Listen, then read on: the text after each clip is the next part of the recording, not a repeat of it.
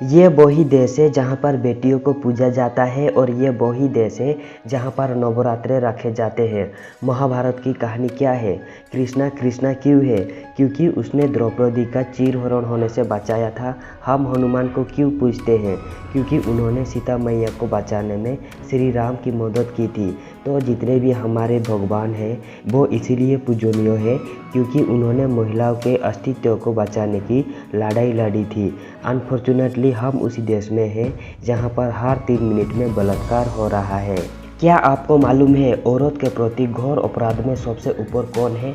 क्या आपको मालूम है यही आंकड़ा 2020 में 28,046 थी? क्या आपको मालूम है 2021 में 31,677 था? 2022 में यही आंकड़ा और बढ़ गया था। क्या आपको मालूम है इस जुल्म को करने वाले 89% लोग विक्टिम की नॉन होते हैं, अंकल, भाई या फिर पिता। जब आप और मैं बात कर रहे हैं तो भी एक महिला इस जघन्य अपराध का शिकार हो रही है। हर 15 मिनट में एक महिला इसका शिकार होती है और ये एक सरकारी आंकड़ा है और असलियत इसी से रिलेटेड आज मैं आपको सच्ची कहानी बताने जा रही हूँ। ये कहानी है पुष्पा की। ये पुष्पा जो 19 वर्षीय लड़की जो नौकरी करके लौट रही थी दिल्ली से अपने घर लखनऊ द्वारिका में, और तभी जब अपनी सहेलियों के साथ अपने घर पहुंचने वाली थी 3 दरिंदों ने रेड इंडिका कार में उसका अपहरण किया, घसीट के ले गए उसके दोस्तों के सामने। दोस्तों ने चिल्लाए, काफ़ी उसे बचाने की कोशिश की पर उस दरिंदों ने उस लड़की को अपने गाड़ी में धकेल दिया। उसके 2 दिन बाद दिल्ली से सटे हुए हरियाणा के बीच में इस लड़की की लाश मिली। दरिंदे ने उसे नोच खाया था। 2 दिन तक तड़पती रही। एज ए पोस्टमार्टम रिपोर्ट उसे 2 दिन लगा मरने में। उसे कोई पानी पूछने भी नहीं आया। मुजरिम ने कबूला, पुष्पा ने उसे पानी मांगा आखिरी में, लेकिन उन्हें कोई पानी नहीं दिया और उसके शरीर के साथ जो बर्बरात की उसे देखकर जो डॉक्टर पोस्टमार्टम कर रहे थे वो भी बेहोश हो गए। उस दरिंदगी के बावजूद 11 साल लग गया लेकिन उस बच्ची को आज तक न्याय नहीं मिली। यही से शुरू होती है मेरी कहानी इस बच्ची को न्याय दिलाने की, क्योंकि यह देश की बेटी थी, उत्तराखंड की बेटी थी। छावला गैंग रेप केस हम लोगों से जुड़ा है क्योंकि ये बाहर घूम रहे हैं, हमारे बीच में है, ये दिल्ली एनसीआर में है या देश की किसी कोने में है। ये हमारी बहू बेटियों के लिए खतरा है। नमस्कार, मेरा नाम योगिता भोयाना है। मैं दिल्ली में पली बड़ी हूँ। दिल्ली यूनिवर्सिटी मिरांडा हाउस से मैंने ग्रेजुएशन कंप्लीट की है और फिर एयरलाइंस ज्वाइन की। लगभग 7 वर्ष की एक्सपीरियंस के बाद ट्रैवल्स की, एज ए एयर होस्टेज की जॉब की और उसके बाद 2007 में ये जॉब छोड़ दी और एक संस्था का गठन की। ये संस्था का गठन कैसे की आज मैं इसके बारे में बताऊँगी। 2002 में मैं एक मूवी देखने जा रही थी। मैं एक्सीडेंट विक्टिम को देखा जिसे कोई नहीं उठा रहा था। मुझे बहुत दुख हुआ और पता नहीं मुझे कहां से इतनी हिम्मत आई। उस विक्टिम को अपने गाड़ी में बैठाया, मूवी कैंसिल की और उसे अस्पताल लेकर गई। That was the first time मैं सरकारी अस्पताल को देख रही थी। उससे पहले मैं कभी सरकारी अस्पताल में गई नहीं थी। जब मुझे लगा उसके इलाज में देर हो रही है, कोई इसको देख नहीं रही है, मुझे बड़ा दुख हुआ। मैंने उसे किसी तरह स्ट्रेच में डालकर इमरजेंसी रूम तक लेकर गई और बहुत स्ट्रगल करने के बाद उनका ट्रीटमेंट हुई, लेकिन अनफॉर्चुनेटली उनका प्राण वो ही चला गया। मैंने उनका पर्स से उनका एड्रेस निकाला, उनका वाइफ को इन्फॉर्म किया और मैंने उनकी परिवार और वाइफ का केस लड़ा, accident victim, and I stood as a witness at court. तो वो जो जर्नी रही अस्पताल से कोर्ट, कोर्ट से पुलिस स्टेशन, वो मेरा पहली जर्नी थी सरकारी संस्था के साथ। मेरा जो एक्सपीरियंस था वो बहुत ही बुरा था, तो मुझे लगा देश में बहुत काम करने की ज़रूरत है। तो ये जो बात मुझे खटकती रही काफ़ी साल तक, फिर भी मैं कोशिश करती रही और एक दिन मैंने अपना जॉब छोड़ दी और 2007 में एक संस्था का गठन किया जो ऐसे ही डूबे कुचले लोगों के लिए, महिलाओं के लिए काम करेगी। जब मैंने ये काम शुरू किया स्पेशली सिंगल वुमेन के लिए, जो मैंने उस औरत को देखी थी जो एक्सीडेंट में मौत हो गई थी। 2007 से 2011 तक बहुत सारे अपॉर्चुनिटी एम्प्लॉयमेंट क्रिएट की।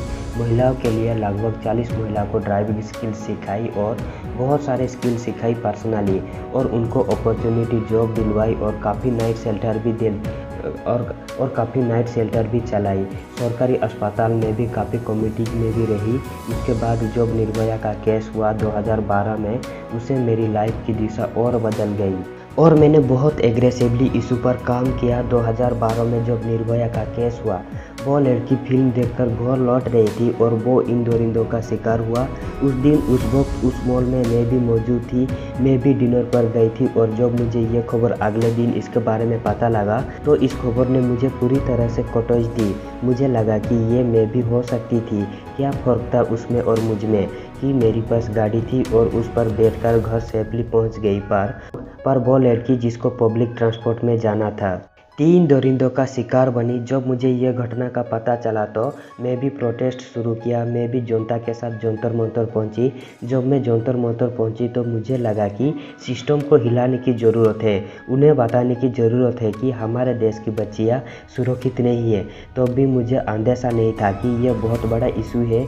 और जब मैंने उस पर भीड़ मोड़ी देखी तो उस जंतर मंतर में लोग पर लाठीचार्ज हुई, मेरे ऊपर भी लाठीचार्ज हुई, मेरी भी टांगें टूटी, गैस स्प्रे की गई। जब हम राष्ट्रपति भवन तक परेड शुरू की तो लग रहा था कि चीज़ें बदल जाएगी, ये आखिरी घटना है, उसके बाद देश में कोई बलात्कार नहीं होगा। और हमने जंतर मंतर पर प्रोटेस्ट करना शुरू कर दिया। हर दिन वहाँ पर लोग हमसे जुड़ने लगे, काफ़ी संगठन बन गई, हमारी ग्रुप भी बन गई और हम लगातार वहाँ बैठे रहे। मैं लगातार 3 महीने तक वहाँ से हिली नहीं, जंतर मंतर पर भी मार्च तो, क्योंकि निर्भया के मृत्यु के बाद सब लोग वहाँ से डाइल्यूट हो गए और वहाँ से हट गए।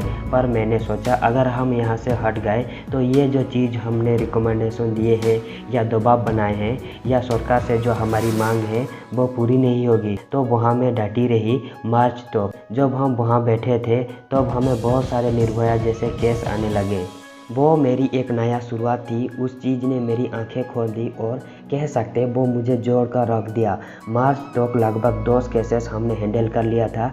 निर्भया की जंतर मंतर के दौरान मेरा आना जाना अस्पताल में शुरू हुआ। सरकारी अस्पताल, सब डिवीज़न का अस्पताल, एम्स अस्पताल। जब मैं वहाँ जाती थी ज़्यादातर बच्चों की केस आती थी जहाँ छोटे छोटे बच्चे जिस्म का शिकार हो रहे थे। जब मैं एक को मिलने जाती थी तो दूसरा मिल जाती थी। तो मेरा दिन अस्पताल में, पुलिस स्टेशन में, कोर्ट कचहरी में बीतने लगी। काफ़ी साल निकल गई और मेरी जर्नी काफ़ी स्ट्रॉन्ग हो गई। और मुझे लगा इस इशू पर बहुत ज़्यादा काम करने की ज़रूरत है। हमारे पास तरह तरह की केसेस आने लगी। छोटी छोटी बच्चियों के, 1 महीने के बच्चों तक की केस मैंने हैंडल की है जिनको अपने गोद में लिया है। मुझ पर क्या बीतती है वो मैं ही बता सकती हूँ। जब मैंने उस बच्ची को गोद में लिया तो वो एक ऐसी मोमेंट थी, नहीं इस पर जीवन बितानी है और इसी तरह की केस नहीं होना चाहिए। कई बार ऐसे केस आए जहाँ खुद की रिलेटेड मामा, चाचा और ऐसे भी केसेस आया जहां अपनी बेटी के साथ ही रात बिताया।